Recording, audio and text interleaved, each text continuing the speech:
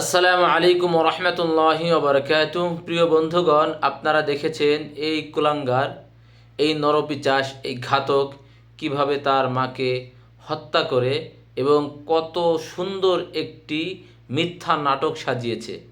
দেখুন এবং শুনুন তার নিজ মুখ থেকেই সে কেমন নাটক সাজিয়েছে। যেহেতু আমার সকাল থেকে ক্লাস থাকে, 8:30 থেকে প্রত্যেক দিন আমার 1:10 পর্যন্ত ক্লাস থাকে। আমি ক্লাস করেই নামাজটা শেষ করে চলে আসি বাসায়। তো আজকে ওই রকমই নামাজ শেষ করে আসতেছিলাম। আমার আস্তে আস্তে আজকে একটু দেরি হয়েছে, নামাজ শেষ করে স্যারের সাথে কথা বলে আসতেছিলাম। এই জন্য 1:50-এ আমি বাসায় আসি। তো এসে দেখলাম যে বাইরে তালা লাগাই দেওয়া। তো আমি ভাবছিলাম হয়তোবা আম্মু যেহেতু হয়তোবা বাইরে গেছে বা কোথায় গেছে, গেলে তালা লাগাই দিয়ে যায়। তালা লাগাই দেওয়া ছিল, যেহেতু আমার কাছে এক সেট চাবি থাকে, বাইরের গেটের আর এখানের একটা থাকে আমার কাছে। আমি খুলে ঢুকছি, ঢুকে তো সবই ঠিক ছিল। আমি ব্যাগ রাখছি আমার রুমে, রেখে আমি ফ্রেশ হওয়ার জন্য টয়লেটে আসছিলাম।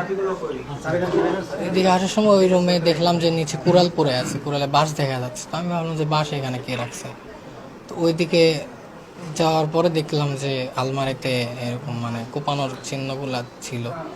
তো ওইগুলা দেখে তো আমি কিছুক্ষণ ইটি করে আম্মু কই ভাবলাম। তো আম্মু খুঁজে খুঁজে পাই নাই, ফোন দিচ্ছি অনেকবার, 2টা নাম্বার আম্মু 2টাই বন্ধ ছিল।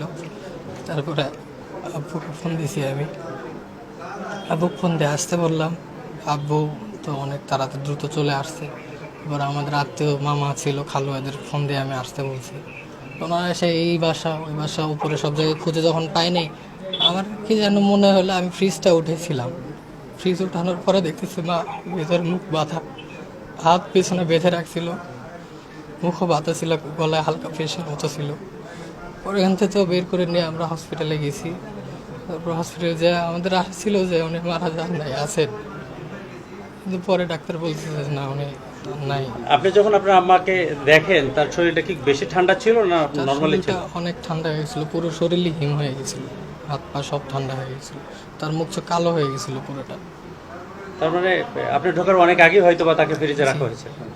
যেমন আমাদের আম্মু ক্রুজ কাটার দিয়ে পাপোশ বুনতো যে অবসর টাইমে। তো নিচে যে ভাড়াটি আমাদের ছিল, ওই পাশে একজন আছে, ওনার কাছে শেখাই নেওয়ার জন্য যেত। তো উনি বললো যে 12টার সময় নাকি ওনার কাছে সুতা নিয়ে গেছিলো। তো আমার যতটুকু ধারণা যে 12:30 থেকে 1:30টার ভিতরে এই ঘটনা ঘটছে। কারণ আর আপনি বাসায় সময় কেউ ঢুকেছেন থাকে কয়টায়? না। আমি বাসায় ঢুকেছি 1:50-এ, 50 নাগাদ। কি চাচ্ছেন যে আপনার মায়ের মৃত্যুর ঘটনা নিয়ে? আমাদের তো তেমন কিছু চাওয়া নাই, যে করছে আল্লাহ কাছে বিচার দেবো। আর আমাদের আল্লাহ যেন শহীদি মর্যাদা দান করেন, মাকে জান্নাত নসিব করেন। যারা করেছে তাদের শনাক্ত করে আইনের আওতায় আনা হোক। আইনজীবীরা আমাদের আছেন, আইনের লোকজন আছেন, তারা চালাচ্ছে সেই অভিযান চালাচ্ছে অভিযান।